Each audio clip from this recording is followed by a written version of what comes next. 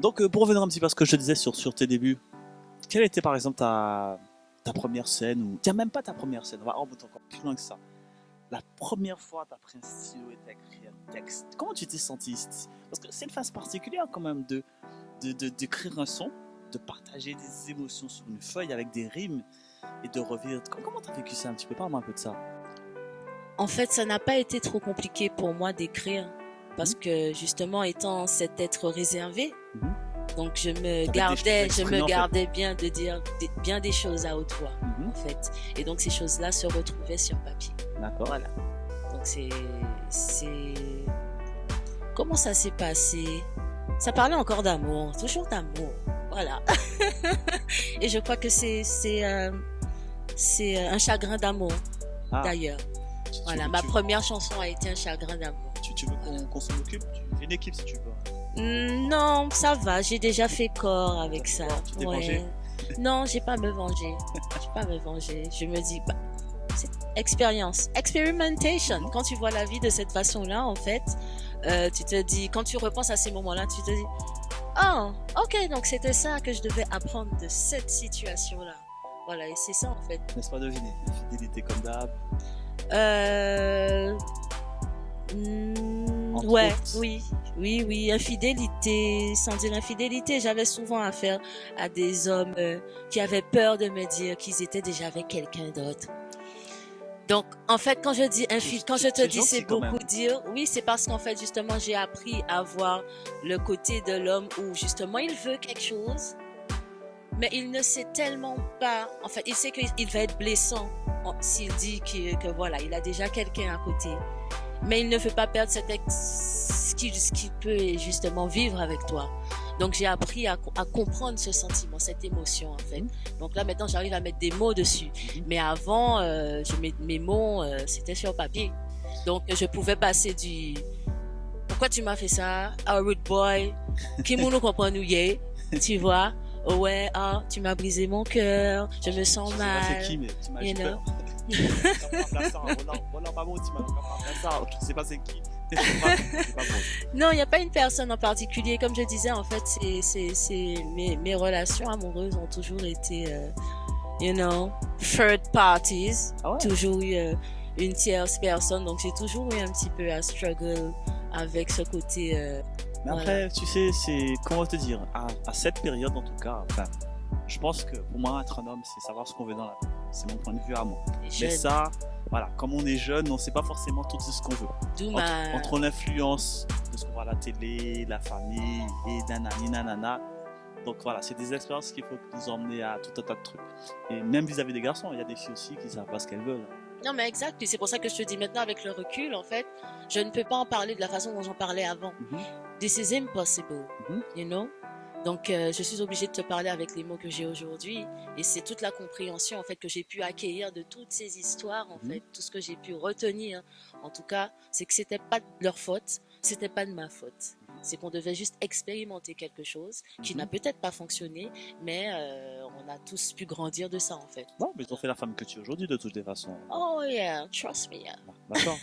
Et il y a eu des comebacks ou pas? Il y a eu des retours genre, finalement, j'ai compris que finalement, 10 ans après, t'étais celle qu'il me fallait. Il y en a toujours.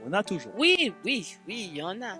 Il y en a. En plus, je ne vais pas mentir, étant une artiste, on attire encore plus l'œil. Donc, en fait, on se rend compte, en fait, à travers les années, parce que quand on est jeune, on chante, on n'a pas encore tout cet aspect business, etc.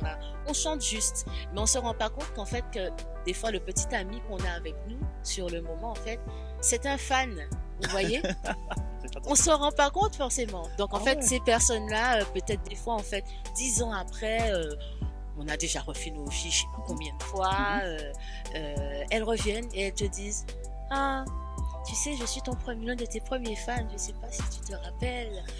Et là, ça te fait repartir dans des trucs et puis tu te dis, ah, Stéphane, chanceux ok. quand même, Et ensuite, bon voilà, ça lead à des discussions et puis c'est là où tu vois si effectivement la personne, elle est apte à essayer quelque chose ou si elle respecte, parce que ça fait maintenant 14 ans que je suis en couple. Si elle bien, respecte, c'est rare ça. Justement, mon couple. Mais généralement, ils savent qu'ils ont pour Yovin. Le cas vient avec Kuona, tu vois, c'est ça qui est important. C'est ça, je pense que c'est de là vient ta vengeance en fait. C'est de voir que malgré ça, tu n'es pas sombré, que tu as réussi ta vie. Yeah, yeah. Tu es aussi parti à Londres. Tu as eu cette vie artistique un peu à Londres. Alors, comment ça s'est passé dans ta tête? Qu'est-ce qui t'a donné envie d'aller à Londres, déjà pour la musique? Comment tu as vécu un peu ce côté-là, ça, artistiquement parlant? Parce que c'est une grande décision de quitter quand même un territoire dans lequel on a grandi, où il y a la famille. Comment tu as vécu ça un petit peu? Alors, partir à Londres n'a pas été quelque chose de très compliqué pour moi. Non. Oui, parce qu'en fait, je suis d'origine anglophone, donc il y a la barrière de la langue qui ne me posait pas de problème. C'est généralement en fait ce qui fait peur, généralement la Non, première je suis fois. pas forcément sur la barrière de la langue, mais tu vois, c'est plus savoir que tu quittes ton île, l'endroit où tu as grandi, tu quittes Ouais, tes habitudes, alors ta oui, famille et tes effectivement, amis. j'ai d'abord quitté la Guadeloupe pour partir en métropole, Mhm. déjà, Paris. Donc ça, c'était déjà une première expérience. Et j'étais déjà partie en Angleterre faire quelques jours et Parce que c'est tout, j'avais quelques jours, c'est déjà pas pareil. vu. Mais pour te dire honnête, je suis pas le genre de personne à me poser de questions. J'ai Ok, envie de faire ça, tu le fais donc je sur fais ça. l'instant. Voilà, Ok. Et je me c'était pose pas de assez questions. une bonne expérience? T'as vécu combien de temps à Londres? Alors j'ai vécu 5 ans. Ah, ça va quand même. J'ai vécu 5 ans en Angleterre.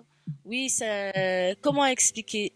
En Angleterre, j'ai vécu une vie artistique assez virtuelle, Ah ouais? je dirais. Oui, moi je qualifierais ma vie artistique de plutôt virtuelle.